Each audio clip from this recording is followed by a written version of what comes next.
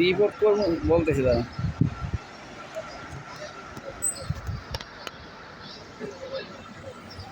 এই যে একটা অ্যাক্সিডেন্টের ভিডিও আপনাদেরকে দেখালাম না, যেটা গাড়ি কিভাবে মাইর খেলো। আজকে অ্যাক্সিডেন্ট কেন হয় এই বিষয়ে কিছু আলোচনা আমার ভিডিওর মাঝখানে থাকবে, তো আশা করি ভিডিওটা ধৈর্য সহকারে দেখবেন। আসসালামু আলাইকুম, আপনারা সবাই কেমন আছেন? আমিও ভালো আছি আলহামদুলিল্লাহ। তো এর আগের পূর্বে আপনাদেরকে দেখাইছিলাম যে গাড়ি কিভাবে স্টার্ট করতে হয় এবং কিভাবে স্টাডি করতে হয়, সেটা আপনাদের দেখাইছিলাম। তো আজকে আপনাদেরকে ভিন্ন কিছু কথা বলবো। কথাগুলো মনোযোগ দিয়ে শুনবেন। যারা ড্রাইভিং শিখতে চাচ্ছেন, বাংলাদেশে যারা গাড়ি চালাতে চাচ্ছেন, আশা করি তাদের উপকারে আসবে। আমরা অনেক সময় গাড়ি চালাই, গাড়ি চালানো অবস্থায় সিগারেট খাই। এই কাজটা একবারে করবেন না। তারপর অনেকের পান খাওয়ারও নেশা আছে। দেখেন, আমি বেশ কিছু ব্যাখ্যা দেবো আপনাদেরকে। যারা পান খান এটা ভালো, কিন্তু জর্দা যেটা খাচ্ছেন এটা নেশা। অনেকে গুল লাগায়, এখানে এভাবে গুল লাগায় গাড়ি চালানো অবস্থায়। হ্যাঁ, আর কিছু ব্যক্তি আছে যারা গাড়ি চালানো অবস্থায় মোবাইল দেখে। এদের জন্য এই কথাগুলো। আসলে আপনি যখন একটা ড্রাইভার হবেন, সেটা হোক বাসের, ট্রাকের কিংবা প্রাইভেট কার, যেটাই হন, আপনি তো একজন ড্রাইভার, তাই না? আপনার উপরে যে কত বড় মহান দায়িত্ব, সেটা আপনাকে খেয়াল রাখতে হবে। যদি আপনি বাসের ড্রাইভার হন, তাহলে আপনার বাসের ভিতরে শতাধিক যাত্রী থাকতে পারে এবং তাদের নিরাপত্তা আপনাকে সবার আগে দেখতে হবে। আপনি একজন নেশাগ্রস্ত হয়ে যদি আপনি গাড়ি চালান, সেক্ষেত্রে একটা দুর্ঘটনা যদি ঘটে, হয়তো আপনি চলে যাবেন, কিন্তু আপনার সাথে সাথে অনেক নিরীহ মানুষের জীবন চলে যাবে। এজন্য একজন ড্রাইভার হইতে হলে আপনাকে খুবই সচেতন হতে হবে। এবং আমি মালিক পক্ষ যারা আছে তাদেরকেও বলবো যে যারা ড্রাইভার নিয়োগ দিচ্ছেন, খেয়াল রাখবেন আপনি যে ড্রাইভারটাকে নিয়োগ দিচ্ছেন তিনি কি নেশাগ্রস্ত কিনা, এবং তাকে কিভাবে যাচাই করবেন। তাকে যাচাই করার জন্য আপনাকে খেয়াল রাখতে হবে তাকে কিছু ফলো করবেন আপনি, যে সে আসলে নেশা করে কিনা, এবং তার চেহারা, তার যে চোখ, তার যে ভাষা, এটা আসলে সঠিক আছে কিনা। তখনই আপনি বুঝতে পারবেন যে সে নেশাগ্রস্ত কিনা। তো এবার আসুন, নেশা করলে কি কি ক্ষতি হয়। আপনি যখন নেশা করবেন তখন আপনি স্বাভাবিক চেঞ্জে থাকতে পারবেন না। আপনার যারা নেশা করে, আমরা তো সমাজে দেখি তারা মাতাল থাকে এক ধরনের, তাদের ব্রেনের সমস্যা হয়, এক ধরনের মাতাল ঘুম ঘুম ভাব থাকে। তখন আপনি যখন স্টার্টিং এ বসবেন, দেখেন আপনি একটা গাড়ি চালাচ্ছেন, রাস্তায় অনেক গাড়ি থাকবে এবং লুকিং গ্লাস তাকানো, সামনের দিকে তাকানো, হ্যাঁ, একটা গাড়িকে কন্ট্রোল করে আপনি সুস্থ থাকা, এটাও একটা বিষয় আছে। যখন আপনি নেশাগ্রস্ত হয়ে গেলেন, তখন তো আর এটা হলো না, কারণ আপনি তো অসুস্থ হয়ে গেলেন। তখন আপনি অসুস্থ হয়ে আপনি নিজের নিরাপত্তাই নিজে দিতে পারবেন না, আপনি গাড়ির নিরাপত্তা কিভাবে দিবেন? তাই আমার বিশেষ বার্তা হচ্ছে, যারা ড্রাইভিং শিখতে চাচ্ছেন, সবার আগে নেশাটাকে ছেড়ে দেন। নেশাটাকে যদি আপনার ভিতর থাকে, আপনি সেটা থেকে পরিহার করুন। আপনি এটাকে একদম ছেড়ে দিয়ে পরিষ্কার হয়ে আপনি স্টার্টিং কে বসেন এবং গাড়ি চালানো শিখেন। আর গাড়ি চালানোর ক্ষেত্রে যে জিনিসটা করবেন সেটা হচ্ছে দোয়া। আপনি যদি মুসলিম হন, বিসমিল্লাহির রহমানির রহিম, বিসমিল্লাহি তাওয়াক্কালতু আলাল্লাহ বলে উঠবেন, আল্লাহর উপর ভরসা রাখবেন এবং খুব সাবধানের সাথে আপনি গাড়িটা স্টাডি করবেন। কারণ এখানে জীবন মৃত্যুর একটা ঝুঁকি থাকে।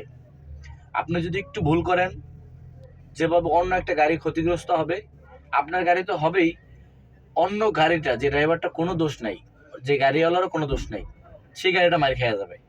তো তার জন্য আপনাকে সবার আগে সচেতন হতে হবে। আমার বিশেষ বার্তা, ড্রাইভিং শিখুন। বাংলাদেশে ড্রাইভার জগতে বহুত মানুষ কর্মজীবী। এখানের মধ্যম শ্রেণীর যে লেভেলের মানুষগুলো আছে, তারা অনেকেই গাড়ি চালায়, রুটি রোজগারের ব্যবস্থা করেন, ফ্যামিলি চালান, পরিবার চালান। তবে খেয়াল রাখতে হবে, আপনার চোখে যখন ঘুম থাকবে, আমরা অনেক সময় লং জার্নি করি, যেমন আমার কথা যদি আমি বলি, আমি বাংলাদেশের মোটামুটি হাতে গোনা 2-4টা ডিস্ট্রিক্ট বাদ থাকতে পারে, মোটামুটি 64টা জেলা যদি থাকে, মোটামুটি 62-63 জেলায় আমি ইনশাল্লাহ গেছি। তো আমি আমার টিপস থেকে বলি, আপনি যখন ডিস্ট্রিক্টে যাবেন, আপনার কোম্পানিতে যদি সিস্টেম থাকে যে হোটেল ভাড়া দিবে কিংবা আপনার কোম্পানির যদি রুম রাখা থাকে সেখানে আপনি ঘুমাবেন, পর্যাপ্ত পরিমাণ ঘুমাবেন। খেয়াল রাখবেন আপনার ঘুমটা যদি কম হয় আপনি কিন্তু লং জার্নিংয়ের ক্ষেত্রে আপনার বড় একটা রিস্ক হয়ে যাবে।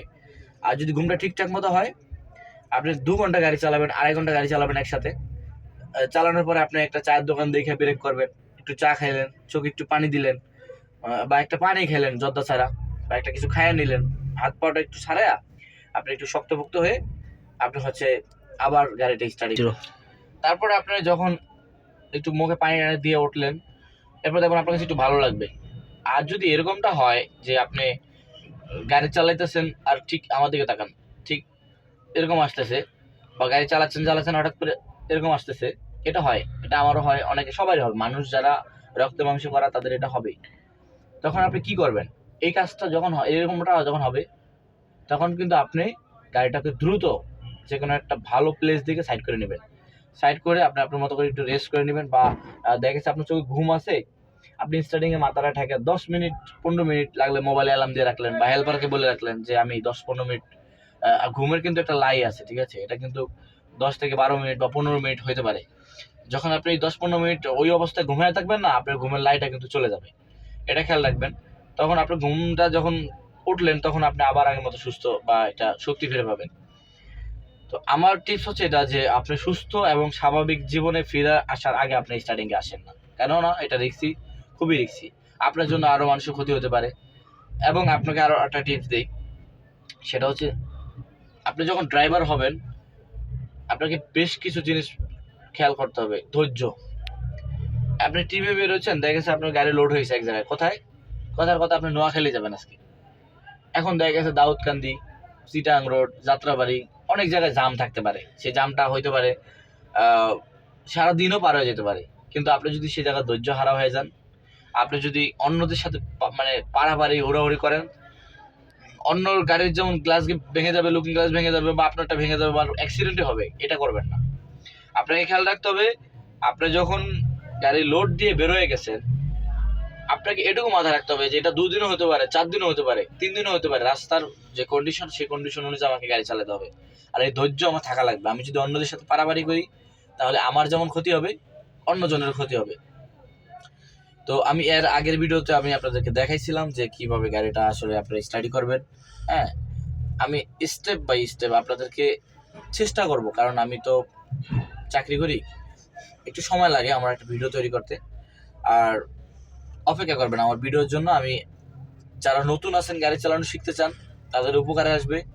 অনেক মানুষ হচ্ছে টাকা দিয়ে গাড়ি চালানো শিখেন, আপনার যারা ওই যে 3,000 5,000 10,000 টাকা গাড়ি চালানো শিখতে নেয়, ওদের কাছ থেকে পরিপূর্ণ গাড়ি চালানো শিখতে পারবে না আমার মনে হয়। কেননা আমি আপনাদেরকে বলি, ওরা হচ্ছে একটা টাকা নেবে, ওই টাকার যে একটা জাজ ওই পরিমাণ তারা আপনার কাজ শিখাবে। এবং গাড়ির যেই যন্ত্রাংশগুলো আছে, গাড়ির যেই গাড়ির নিচে উপরে যতগুলা ইঞ্জিনের পার্টস পাতি আছে, এগুলো আপনাদেরকে শিখাবে না। তখন সেক্ষেত্রে কি হবে, আপনি যখন একটা চাকরি নেবেন এক জায়গায়, তখন হয়তো দেখা গেছে আপনি চাকরিটা নিলেন, একটা গাড়ি আপনি হাতে পাইলেন, এখন এক জায়গায় টিপে গেছেন, গাড়ির একটা সমস্যা হইলো, কি হইলো, হঠাৎ করে আপনার ফ্যান বেলটা ছিঁড়ে গেছে। এখন আপনি তো জানলেন না যে ফ্যান বেল আসলে কি। কিন্তু যখন আপনি একটা গাড়িতে হেল্পারি করবেন, বা একটা ম্যানুয়াল গাড়িতে, যখন একটা ট্রাক হোক, বাস হোক, হ্যাঁ, একটা কোম্পানিতে যখন হেল্পারি করবেন 6 মাস 1 বছর মোটামুটি একটা সময় দিবেন, তখন হবে কি ওই গাড়িটা বিভিন্ন জায়গায় নষ্ট হবে, আর আপনি ওখান থেকে শিখতে পারবেন যে কোন জিনিসটার নাম কি। তখন যখন আপনার হাতে গাড়িটা আসবে তখন আপনি হয়তো এই জিনিসগুলা খুব সহজেই জানতে পারবেন যে কি জিনিস নষ্ট হয়েছে, যেহেতু আপনি হেল্পারি করছেন, গাড়িতে সব কিছু আপনার জানা আছে এখন। তো এই জন্য আমি মনে করি একটা ড্রাইভার শেখার আগে হেল্পারি করা অত্যন্ত জরুরি। হেল্পারি করলে আপনি গাড়ির সব কিছু জানতে পারলেন। আর তখন আপনি রাস্তায় বিপদে বললেও কোনো অসুবিধা নেই, আপনি আপনার কোম্পানিকে জানাইলেন যে আমার ফ্যান বেল ছিঁড়ে গেছে, বা কাটি শেপে ক্রুজ ভেঙে গেছে, বা ডিপ ইঞ্জিনের ওয়েল পড়তেছে, এই ধরনের অনেক কিছু, ব্রেক ওয়েল পড়তেছে, অনেক সময় ব্রেক মিস করে, ব্রেক পাইপ ছিঁড়া যায়। তারপর আপনার অনেক সময় অনেক অনেক জিনিস আছে, সেটা আমি আপনাদেরকে পরে দেখাবো, প্র্যাকটিক্যালি দেখাবো এবং বলবো। তবে খেয়াল রাখবেন, সচেতনতা অত্যন্ত জরুরি আপনার জন্য। গাড়ি চালান, এটা খুবই ভালো। অনেকে আমাদের দেশে একটা প্রচলিত আছে যে যারা ড্রাইভার তারা গাঞ্জাখোর। তাদেরকে মানুষ খারাপ একটা উপাধি দিয়ে এখন দেয়। জানেন এটা কেন দেয়? আমাদের মতো কিছু ড্রাইভার, যারা ড্রাইভার নামে কলঙ্ক, তারা এসব কাজ করে, তাদের জন্য আমাদের ভালো যারা আছি তাদেরকে খারাপ বলে। এটা খেয়াল রাখবেন। গাড়ি ছাড়া তো দেশ চলতে পারে না, গাড়ি তো চলবে, তাই না? গাড়ি চলবে, গাড়ি বাংলাদেশের হোক আর বাইরের দেশের হোক, গাড়ি একেবারে যথেষ্ট একটা দেশের জন্য উপকার বয়ে নিয়ে আসে। এই জন্য আপনি গাড়ি চালানো শিখেন, সংসার পরিচালনা করেন। ইনশাল্লাহ আমি নেক্সট ভিডিওতে আপনাদেরকে দেখাবো গাড়ি স্টার্ট করে তখন দেখাবো। আরও গাড়ির অনেক কিছু আছে খুঁটিনাটি, আমি সব বলার চেষ্টা করবো। তা আজ এই পর্যন্ত। কি যারা আমার ভিডিওটা দেখছেন, আশা করি আমার চ্যানেল সাবস্ক্রাইব করে রাখবেন পরবর্তীতে ভিডিও পাওয়ার জন্য। আসসালামু আলাইকুম।